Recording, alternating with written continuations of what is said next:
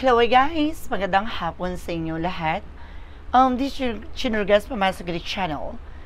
A fatal also matarder. So ngayong hapon na ito, tagay natin sabihin sa iyo ng ating mga gabay. So this is a special gabay for the month of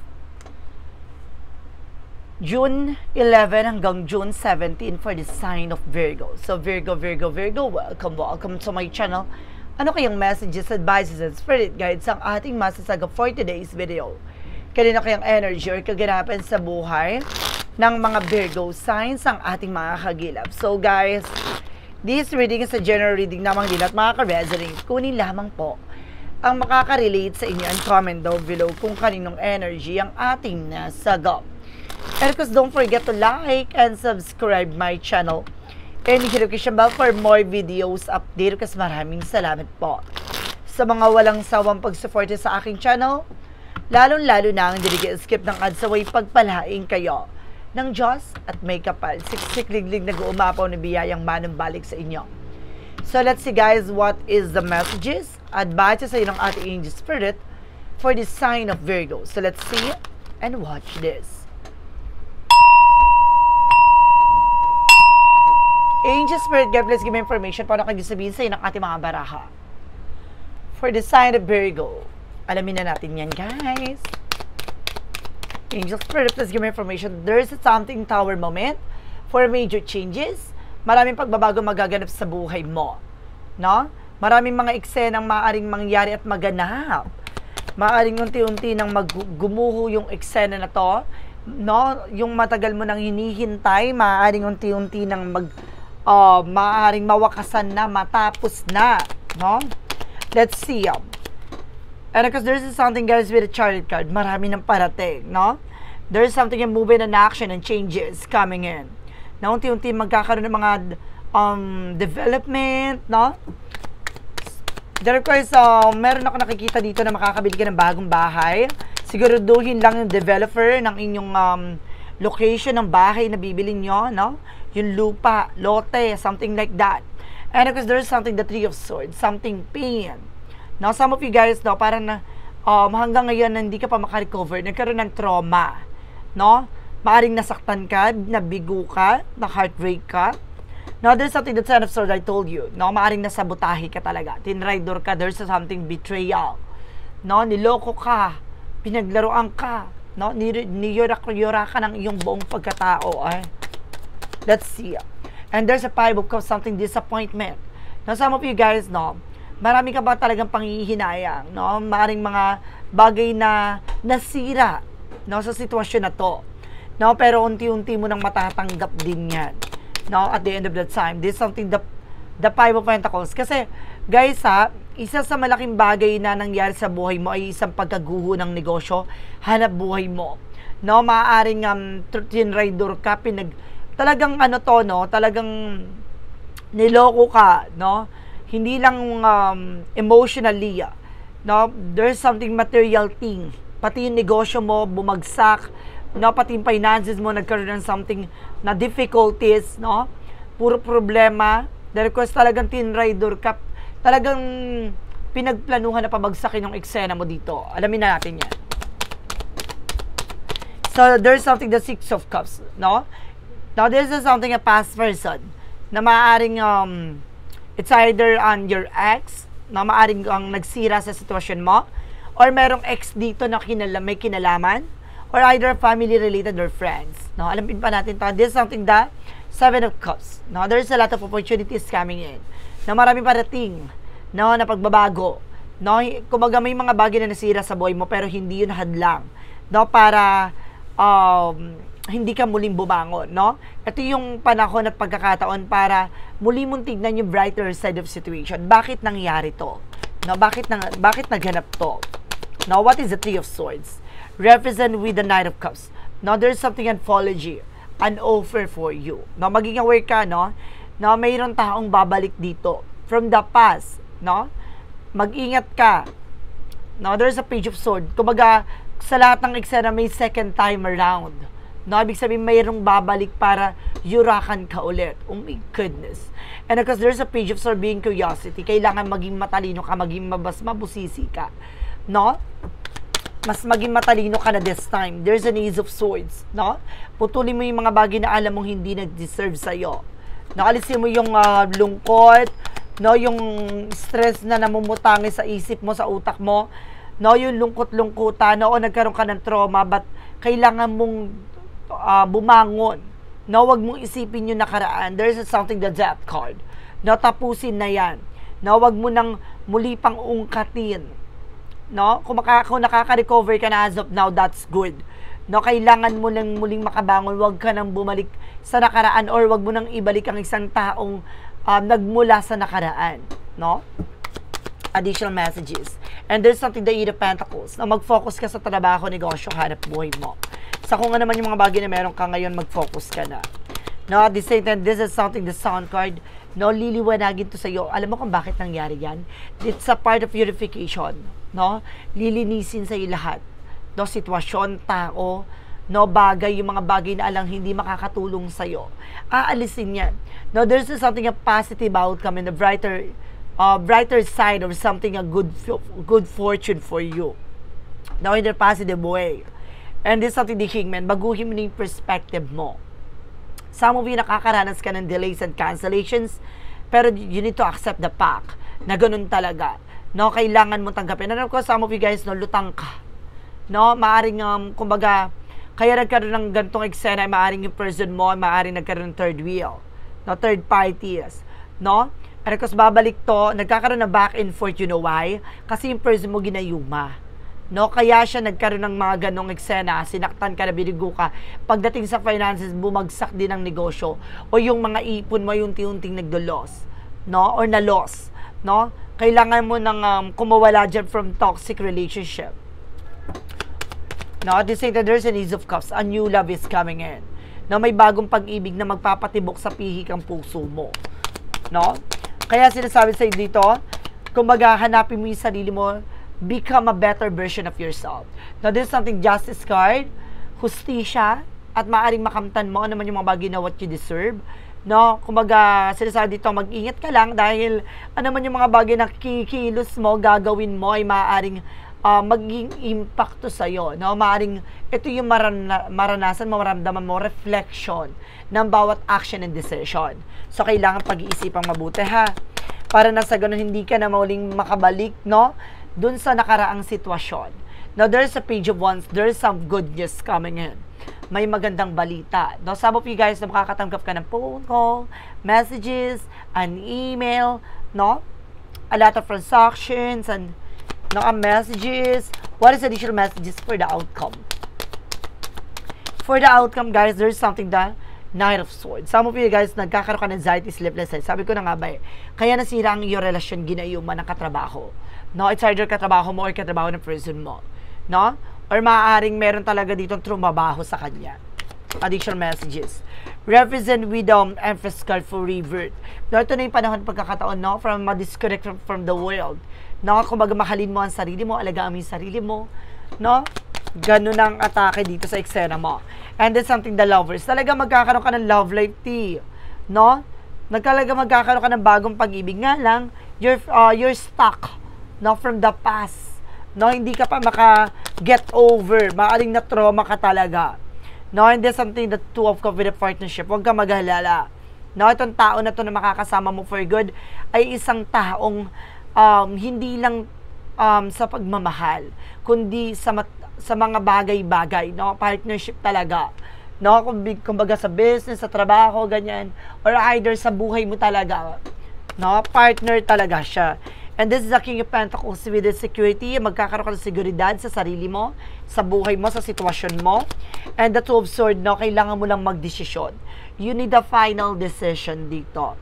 No, dahil kumbaga nagsisink in pa sa'yo lahat na nangyari. No, kumbaga may traumatized talaga. No, hindi naman yan maaalis, pero kailangan mong mag-isip, no, ng isang bagay na paano ka mag-grow or paano ka makakawala sa isang bangungot ng nakaraan. No? Ayun yung kailangan mong aralin at unawain na may mga bagay sa buhay natin na nangyayari, no, mahirap man, masakit man, pero kailangan mong tanggapin. No, kailangan mong harapin at kailangan mo mag-proceed for another eksena para sa iyong ikabubuti at ikaulad ng sarili mo at ng buhay mo.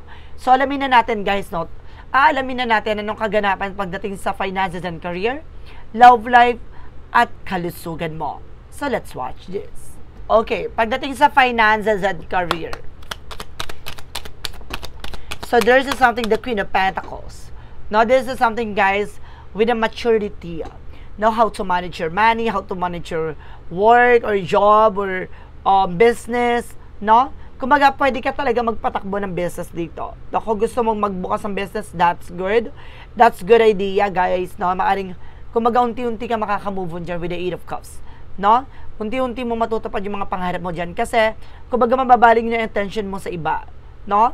Kumbaga, hindi na iisipin mo yung nangyari. Ngayon, iisipin mo how to grow, no, your life, no? And of course, yourself at the same time, no? Paano mo papalayain, papakawalan yung sarili mo mula sa isang bangungot. And of course, there's something, guys, with the King of Wands, something ambition, na unti-unti mo nang titignan yung sarili mo, look at the bigger picture of yourself. No? Kumbaga, titignan mo yung sarili mo na 5 years, 10 years from now, asan ka na sa situation. No? May mga development changes ba? And because there's something, the Five of Swords, magkakaroon ng self-sabotage, that because of your action and decisions. No? Kaya kailangan just being aware. Mag-ingat tayo sa mga kilos at galaw natin. Minsan kasi, sa sobrang tiwala, no? Na doon na tayo, kumbaga, nalulusta ng eksena. So, kaya kailangan maging balance, no? At the same time, this is something, the Nine of Pentacles with the security and practicality. Slow and steady, matuto maging mahinahon sa mga plano at balak sa buhay mo. No, wag kang ura-urada, bira-birada, kailangan mo pag-iisipang mabuti. And of course, there is a Six of Swords with the transition. Na pagdating sa trabaho, negosyo, hanap buhay, unti-unti ka na rin dyan makakabangon. Makakalaya at makakawala. No?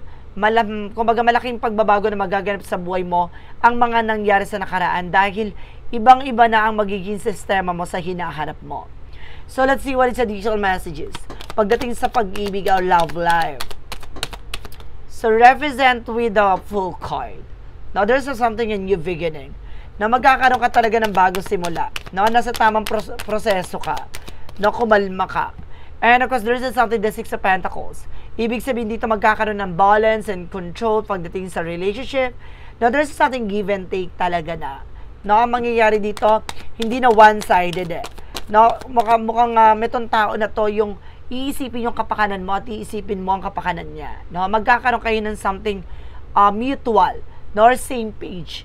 Now, this is something, the King of Cups. Now, there's something devoted is for the person. Now, yung person is very devoted naman. No? Itong tao na to yung talagang provider or either talagang ilalaban ka. And this is something, the judgment. Para pinapahalalahanan ka na ano man yung mga bagay na nangyari kabiguan sa pag-ibig sa relasyon. Baguhin mo na. No, yung naging komplikasyon, ganyan, baguhin mo na. And this is something, the Three of Cups. No, there's something, a celebration, especially with the third parties, no? And the Four of Wands, something celebration. Double clarification na magkakaroon dito ng another wedding. Maring ikasal ka ulit, or either magkaroon ka dito ng higher level of commitment, magsama na kayo. No, meron talagang family gathering talaga dito. There's something events. Additional messages tayo pagdating sa kalusugan mo. So, represent with the Seven of Swords with the sneakiness. No, there's something cheating lie on you. No, meron talaga nagsisinungaling. No, at the same time na mag-ingat ka na sa mga kinakain mo. No, yung mga kinakain mo, nagsisinungaling ka na, alam mo nang bawal, sige ka kinain yan. No, nag-cheat ka sa sarili mo. No? And there's a Seven of Wands, protection mo at pangalagay mo yung sarili. When some of you with the other half, no? Meron naman ako na sense dito, meron nagsisinungaling sa'yo. Mag-ingat ka, wag ka tumatanggap ng pagkain sa ibang tao. No? And this is something, the Queen of Cups, na maging kalmado ka. Yung if there's something emotional healing, magiging kalmado ng pakiramdam mo.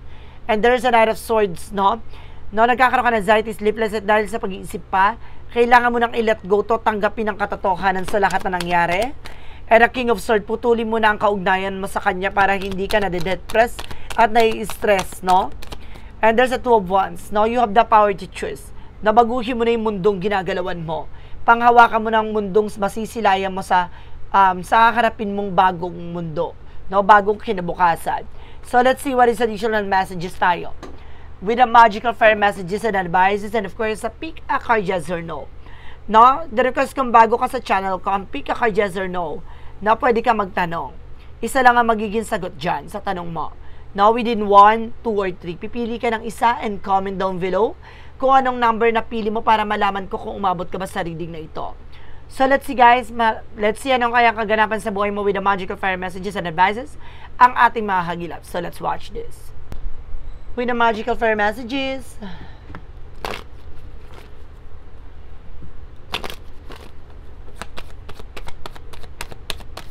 Revism, you got the power. Wow.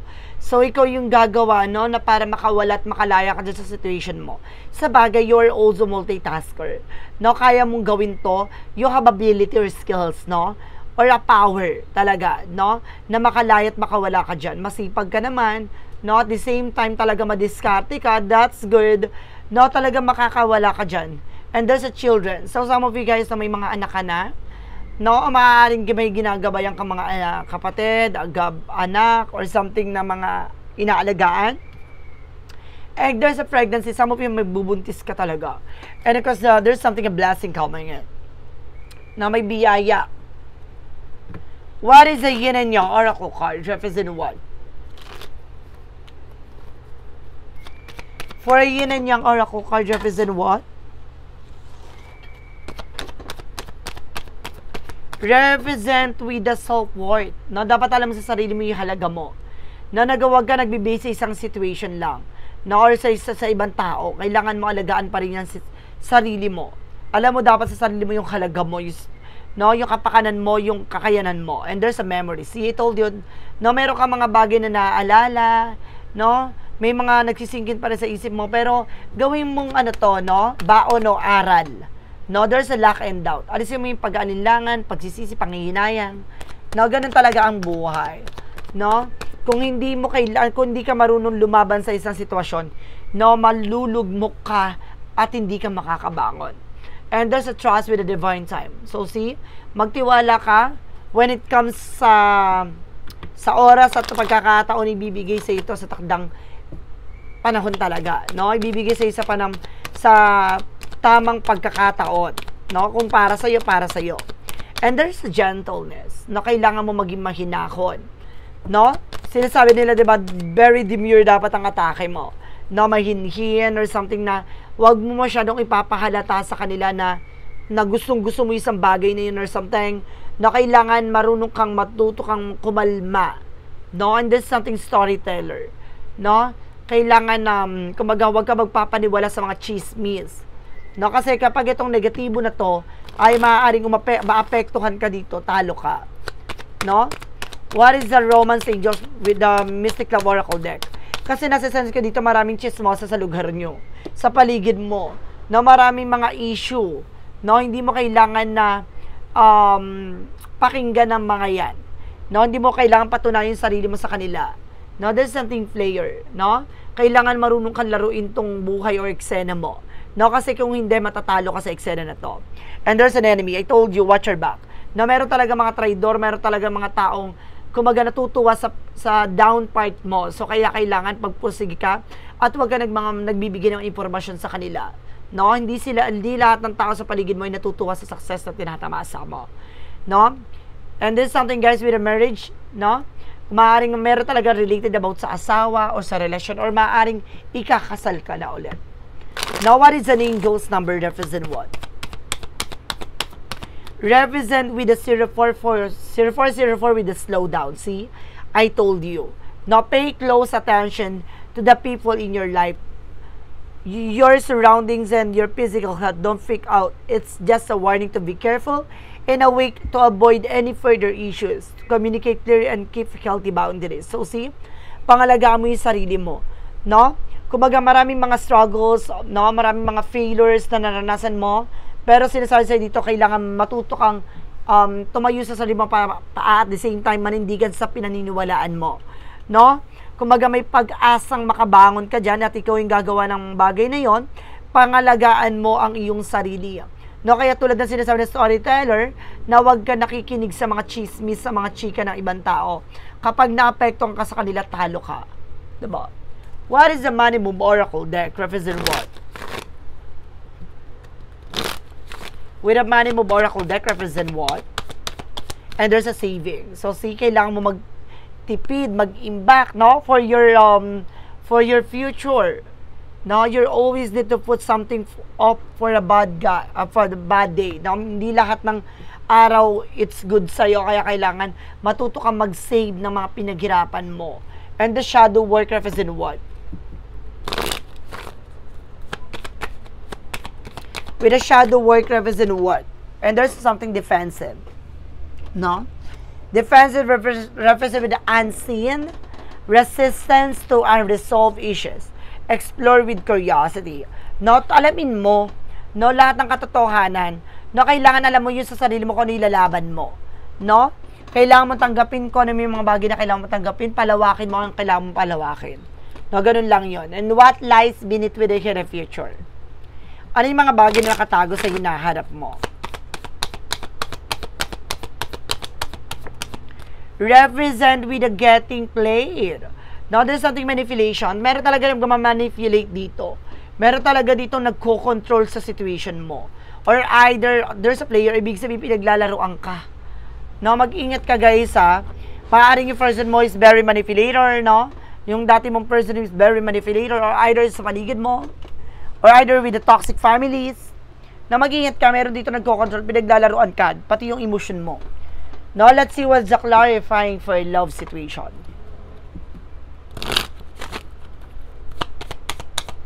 Represent with an inafag. Fear, obligation, or guilt makes you stay. Get clarity. No? Bigyan mo liwanag. No? Para ka na sa isang malabo at mausok na lugar. No? Kailangan mong palayain yung sarili mo sa takot at pangamba na yan. No? Ano man yung mga bagay na nagbibigay takot sa'yo at galit sa sitwasyon na yan, kailangan mong palayain. No? Liwanagin mo. Ano ba talaga yung purpose mo pagdating sa pag-ibig at relasyon? Now, what is the clarifying for a life situation?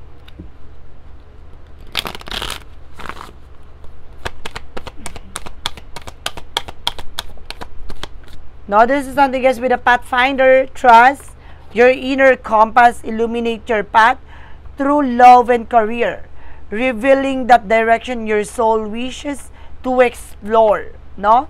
Kumbaga, sinasabi dito, magtiwala ka na inilalagay ka sa dapat mong kalagyan at para liwanagin mo, ano ba talaga yung tatahakin mo, landasin, no, sa pag-ibig at relasyon at sa karir mo. No? Ipapakita at ibabahagi sa iyo ano man yung mga bagay na pinapangarap mo, makakamtan mo to.